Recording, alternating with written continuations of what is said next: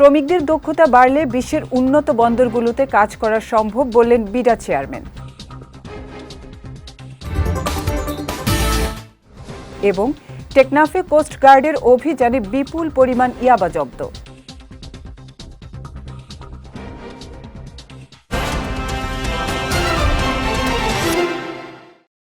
আসসালামু আলাইকুম। চট্টগ্রাম সংবাদে আমন্ত্রণ জানাচ্ছি আমি উম্মে কুলসুম। শুনছিলেন শিরোনাম, এবারে বিস্তারিত।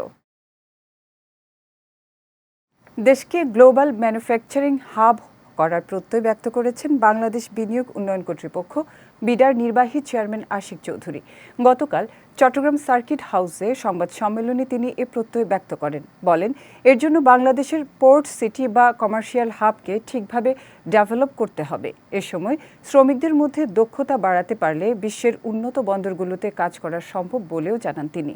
সম্মেলনে প্রধান উপদেষ্টার প্রেস সচিব মোহাম্মদ শফিকুল ইসলাম, ডেপুটি প্রেস সচিব আবুল কালাম আজাদ মজুমদার, চট্টগ্রাম বন্দর কর্তৃপক্ষের chairman rear admiral SM. Moniruzzaman সহ অনেকে উপস্থিত ছিলেন। টেকনাফে অভিযান চালিয়ে বিপুল পরিমাণ ইয়াবা জব্দ করেছে কোস্টগার্ড। বিষয়টি নিশ্চিত করে কোস্টগার্ডের মিডিয়া কর্মকর্তা লেফটেন্যান্ট কমান্ডার হারুনুর রশিদ জানান, গতকাল টেকনাফ থানার হাবিরছড়া মেরিন ড্রাইভ এলাকায় বিশেষ অভিযান চালায় কোস্টগার্ড। অভিযানে কোস্টগার্ডের উপস্থিতি টের পেয়ে পালিয়ে যায় সন্দেহভাজন দুই ব্যক্তি। এ সময় তাদের ফেলে যাওয়া দুটি বস্তায় তল্লাশি চালিয়ে আনুমানিক ১৬ কোটি টাকা মূল্যের ৩,২০,০০০ পিস ইয়াবা জব্দ করা হয়। এ ঘটনায় আইনানুগ ব্যবস্থা নেওয়া হয়েছে বলেও জানিয়েছে কোস্টগার্ড। কক্সবাজারের উখিয়া টেকনাফের গহীন পাহাড়ে অভিযান চালিয়ে আগ্নেয়াস্ত্র সহ বিপুল পরিমাণ মাদকদ্রব্য জব্দ করেছে যৌথ বাহিনী।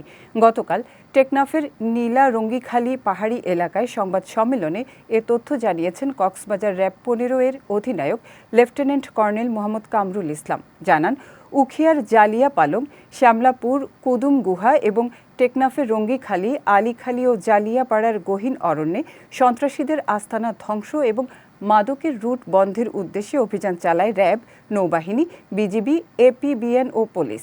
এ সময় সন্ত্রাসীদের ব্যবহৃত কয়েকটি অস্থায়ী ঘরের সন্ধান পায় তারা। সেখানে তল্লাশি চালিয়ে ১০০ গ্রাম গাঁজা, ২,০৫০ পিস ইয়াবা, দেশীয় অস্ত্রসহ দুটি এলজি, একটি ওয়ান শুটার গান, ১১ রাউন্ড গুলি এবং একটি অস্ত্র তৈরির যন্ত্র জব্দ করা হয়। সংবাদ সম্মেলনে মাদকের পাশাপাশি গত ৩ মাসে কক্সবাজারে প্রায় ৪০টি অপহরণের ঘটনা ঘটেছে বলেও জানান এ র্যাব কর্মকর্তা। গণতান্ত্রিক, জবাবদিহিতামূলক ও ন্যায়ভিত্তিক রাষ্ট্র গঠনে তরুণদের এগিয়ে আসার আহ্বান জানিয়েছেন তরুণ বিএনপি নেতা ও পাট শ্রমিক দলের কেন্দ্রীয় সভাপতি সাইদ আল নোমান। গতকাল চট্টগ্রামের হালিশহর এলাকায় বিএনপি ও সহযোগী সংগঠনের উদ্যোগে নগরীর একটি কমিউনিটি সেন্টারে অনুষ্ঠিত প্রস্তুতি সভায় তিনি এ আহ্বান জানান। এ সময় চট্টগ্রাম মহানগর যুবদলের সাবেক সভাপতি মোশাররফ হোসেন দীপ্তি, নগর যুবদল নেতা কাজী বেলাল উদ্দিন সহ অন্যান্য নেতাকর্মীরা উপস্থিত ছিলেন।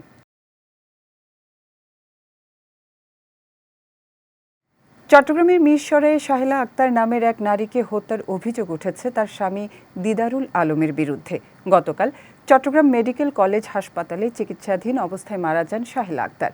বিষয়টি নিশ্চিত করে মিরসরাই থানার উপপরিদর্শক মোহাম্মদ ইব্রাহিম জানান, গত ৭ মে দিদারুল আলম শাহেলা আক্তারের উপর শারীরিক নির্যাতন চালায়।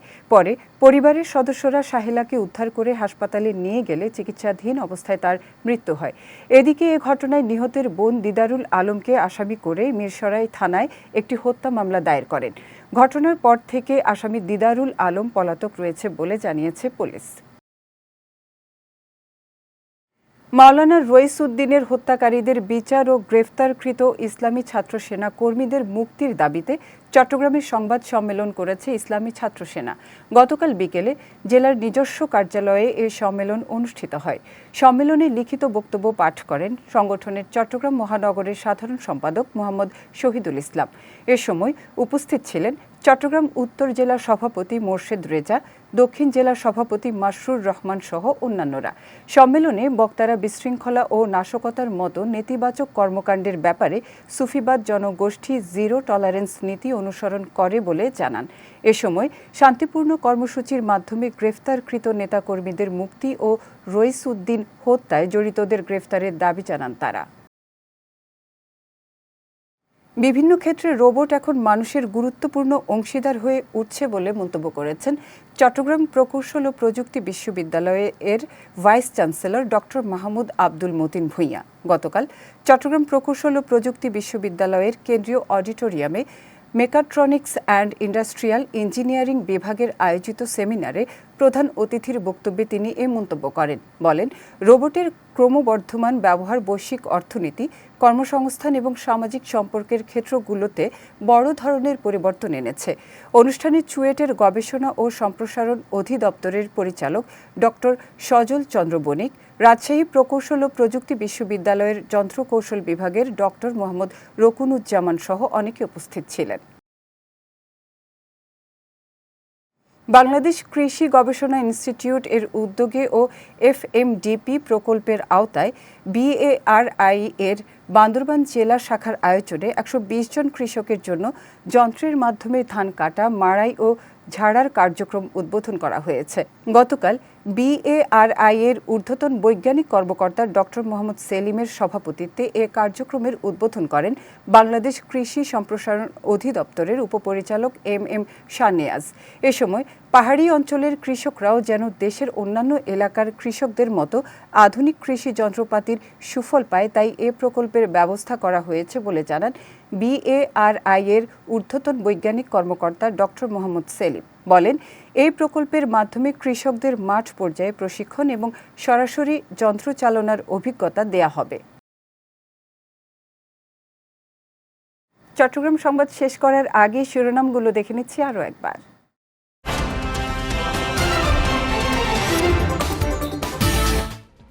শ্রমিকদের দক্ষতা বাড়লে বিশ্বের উন্নত বন্দরগুলোতে কাজ করা সম্ভব বললেন বিডা চেয়ারম্যান।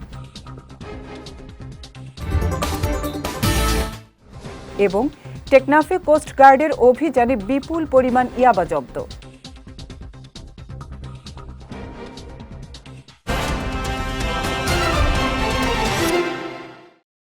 চট্টগ্রাম সংবাদ শেষে আজকের মতো আমি উম্মে কুলসুম আপনাদের কাছ থেকে বিদায় নিচ্ছি। রাত 9টায় আমাদের পরবর্তী বিজয় রাতের সংবাদ দেখার আমন্ত্রণ রইল। এছাড়াও আজকের চট্টগ্রাম সংবাদের ভিডিও দেখতে পারেন আমাদের ইউটিউব এবং ফেসবুক পেজে। আমাদের ইউটিউব হলো youtube.com/BJTV অফিসিয়াল এবং আমাদের ফেসবুক পেজ হলো facebook.com/BJTV লিমিটেড। এতক্ষণ সঙ্গে থাকার জন্য ধন্যবাদ সবাইকে।